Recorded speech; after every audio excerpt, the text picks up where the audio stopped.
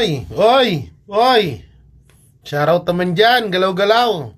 Tangina, no? Tiba-tiba, oh.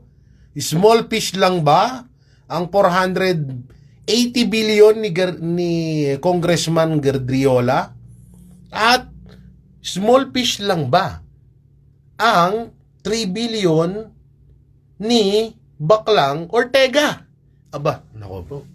Eh kung ganyan ng ganyan, pag Congress, pinagtatakpan, pag mga senador, palaging ibinibida. Ba, ang galing naman yan.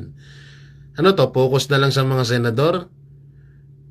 Puro wala namang batayan ng mga wala ngang ebidensya kayong maipakita, mapatungkol sa mga senador na idinadawit nyo sa flood control scam. Pero sa mga congressman na naglalakihan ng mga ninanakaw nila, eto nga lang yung kay Ortega 3 billion, Cabral Files lumabas sa Cabral Files. Pero bakit hindi iniintindi? Galing alam na namin yan, yung diversional tactic nyo. Dinadivert nyo yung issue sa mga senador para mapagtakpan ng mga congressman. Ang galing!